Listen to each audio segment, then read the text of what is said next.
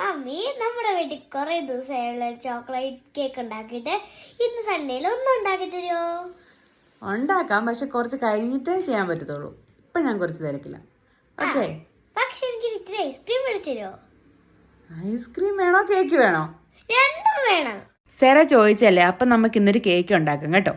Cake ഉണ്ടാക്കാൻ വേണ്ടി നമ്മൾ 1 കപ്പ് മൈദ എടുത്തിട്ടുണ്ട്, 1/4 കപ്പ് കൊക്കോ പൗഡർ എടുത്തിട്ടുണ്ട്, പിന്നെ ഒരു 2 നുള്ളി ഉപ്പും കൂടി ഇട്ട് ഇതൊരു 3 വട്ടമെങ്കിലും നന്നായിട്ടൊന്ന് അരിച്ചെടുക്കണം. 3 വട്ടം നന്നായിട്ട് അരിച്ചെടുക്കണം എന്ന് പറയുന്നത് എന്നാലേ ഇതെല്ലാം കൂടെ ഒന്ന് നന്നായിട്ട് മിക്സ് ആകത്തുള്ളൂ. അപ്പം നമ്മുടെ കേക്കും നല്ലതായിരിക്കും ഉണ്ടാക്കി വരുമ്പോൾ. അതുകൊണ്ട് തന്നെയാണ് 3 വട്ടം ഇതൊന്ന് അരിച്ചെടുക്കണമെന്ന് പറയുന്നത്. ഇനി നമുക്ക് മറ്റൊരു ബൗളിലേക്ക് വെറ്റ് ഇൻഗ്രീഡിയൻസ് എടുക്കാം. അതിനായിട്ട് 4 മുട്ടയും അതിലേക്ക് 1 ടേബിൾ സ്പൂൺ വാനില എസൻസും കൂടെ ഒഴിച്ചിട്ട് നന്നായിട്ടൊന്ന് ബീറ്റ് ചെയ്തെടുക്കുക. അപ്പോൾ കുറച്ച് നേരം ബീറ്റ് ചെയ്ത് കഴിഞ്ഞതിന് ശേഷം ഇതിലേക്ക് 1 കപ്പ് പൊടിച്ച പഞ്ചസാര കുറേശ്ശെയായിട്ട് ചേർത്ത് കൊടുക്കും. ശേഷം ഒരു 4 ടേബിൾ സ്പൂൺ സൺഫ്ലവർ ഓയിലും കൂടെ ഒഴിച്ചിട്ട് ഇതൊന്ന് മിക്സ് ചെയ്തെടുക്കുക. എന്നിട്ട് നമ്മുടെ ഡ്രൈ ഇൻഗ്രീഡിയൻസ് ഇതിലേക്ക് കുറേശ്ശെയായിട്ട് മിക്സ് ചെയ്ത് കൊടുക്കുക. ഇനി നമ്മൾ ടെമ്പറേച്ചറിലുള്ള 6 ടേബിൾ സ്പൂൺ പാലെടുത്തിട്ട് അതിലേക്ക് 4 ടേബിൾ സ്പൂൺ കോഫി പൗഡറും കൂടെ മിക്സ് ചെയ്ത് മാറ്റി വെച്ചിട്ടുണ്ടായിരുന്നു. അത് നമ്മൾ ഈ കേക്കിൻ്റെ മിക്സിലേക്ക് ഒഴിച്ചു കൊടുക്കുക. അത് നല്ലൊരു ഫ്ലേവർ കിട്ടുന്നതിന് വേണ്ടിയാണ് ഇങ്ങനെ ചെയ്യുന്നത്. കോഫി പൗഡർ ഇല്ലെങ്കിൽ കുഴപ്പമില്ല, പാല് മാത്രം മിക്സ് ചെയ്താലും മതി. ഇനി നമ്മൾ 1 ടീസ്പൂൺ ബേക്കിംഗ് സോഡയിലേക്ക് 2 ടീസ്പൂൺ ലെമൺ ജ്യൂസും കൂടെ ആഡ് ചെയ്തിട്ട് അതിൻ്റെ പതയൊക്കെ പൊങ്ങി വരുന്ന ആ സമയത്ത് തന്നെ നല്ലതായിട്ടൊന്ന് മിക്സ് ചെയ്തിട്ട് വേഗം തന്നെ കേക്കിൻ്റെ മിക്സിലേക്ക് ഒഴിച്ചു കൊടുക്കാം. ഇനി ലെമൺ ജ്യൂസ് ഇല്ലെങ്കിൽ നമ്മൾക്ക് ഇതിന് പകരമായിട്ട് വിനെഗർ ആണെങ്കിലും യൂസ് ചെയ്യാം. ഇതൊന്ന് നന്നായി മിക്സ് ചെയ്തതിന് ശേഷം നമ്മൾ റെഡിയാക്കി വെച്ചിരിക്കുന്ന കേക്ക് ടിന്നിലേക്ക് ഇത് ഒഴിച്ചു കൊടുക്കാം. ഞാനിവിടെ നല്ലൊരു വൈറ്റ് പേപ്പർ കട്ട് ചെയ്തിട്ട് കുറച്ച് ഓയിൽ സ്പ്രെഡ് ചെയ്താണ് എടുത്തിലെ കേക്ക് ടിന്നിൽ വെച്ചിരിക്കുന്നത്. എന്നിട്ട് ഇത് നമ്മൾ ശരിക്കും ഒന്ന് ടാപ്പ് ചെയ്ത് കൊടുക്കണം. അതിനുശേഷം നമ്മളിത് പ്രീഹീറ്റ് ചെയ്യാൻ വെച്ചിരിക്കുന്ന ആ ഒരു പാത്രത്തിലേക്ക് ഇതൊന്ന് ഇറക്കി വെച്ച് കൊടുക്കണം. അതിനുശേഷം നന്നായിട്ട് ക്ലോസ് ചെയ്യുക.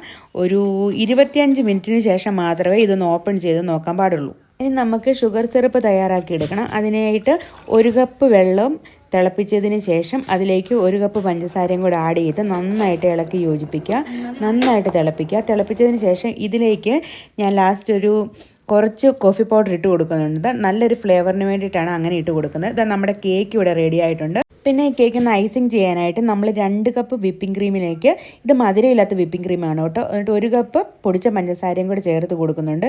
ഇതിലേക്ക് ഒരു 2 ടേബിൾ സ്പൂൺ കൊക്കോ പൗഡറും കൂടെ ആഡ് ചെയ്ത് നന്നായിട്ടൊന്ന് ബീറ്റ് ചെയ്തെടുക്കുന്നുണ്ട്. നന്നായി ബീറ്റ് ചെയ്തതിന് ശേഷം നമുക്കിതൊരു ഐസിങ് ബാഗിലേക്ക് മാറ്റണം. അപ്പം നമ്മുടെ കേക്ക് നന്നായിട്ട് തണുക്കാനുള്ള ടൈമായിട്ടുണ്ട്. അപ്പോൾ തണുത്ത കേക്ക് നമുക്ക് 3 ഈക്വൽ പാർട്സ് ആയിട്ടൊന്ന് കട്ട് ചെയ്തെടുക്കണം. എനിക്ക് ഐസിങ് ചെയ്യാനൊന്നും നന്നായിട്ട് അറിയില്ല കേട്ടോ. ഞാനങ്ങനെ എപ്പോഴും കേക്കൊന്നും ഉണ്ടാക്കുന്ന ആളല്ല, വല്ലപ്പോഴും ഒക്കെ കുട്ടികൾക്ക് വേണ്ടി ഉണ്ടാക്കും, അത്രയേ ഉള്ളൂ. അപ്പോൾ എനിക്കറിയാവുന്ന രീതിയിലൊക്കെയാണ് ഞാനിത് ചെയ്തിരിക്കുന്നത്. അപ്പോൾ നമ്മൾ കേക്കിൻ്റെ ബേസൊക്കെ ഇവിടെ വെച്ചിട്ടുണ്ട്. അതിലേക്ക് കുറച്ച് ക്രീം വെക്കുക. അതിനുശേഷം ഒരു ലെയർ അതിൽ വെച്ചിട്ട് അതിലേക്ക് കോഫി സിറപ്പ് ഒഴിച്ചു കൊടുക്കുക. നന്നായിട്ടൊന്ന് കോഫി സിറപ്പ് ഒഴിച്ചു കൊടുത്താൽ നല്ല സോഫ്റ്റ് ആയിരിക്കും കേക്ക് ഒന്നുകൂടി. അതിനുശേഷം നമ്മൾ ഇതിൻ്റെ മുകളിലേക്ക് ക്രീം സ്പ്രെഡ് ചെയ്ത് കൊടുക്കുക. ഐസിങ് ബാഗ് വെച്ച് ഇതുപോലെ സ്പ്രെഡ് ചെയ്തതിന് ശേഷം നമ്മൾ നന്നായിട്ടൊന്ന് ഫിനിഷ് ചെയ്ത് കൊടുക്കുക. എനിക്കറിയാവുന്ന രീതിയിലൊക്കെ ഞാനിതിവിടെ ചെയ്യാൻ ശ്രമിക്കുന്നുണ്ട്. അതിനുശേഷം അടുത്ത ലെയറും കൂടെ ഇതിൻ്റെ മുകളിൽ വെച്ച് കൊടുക്കണം.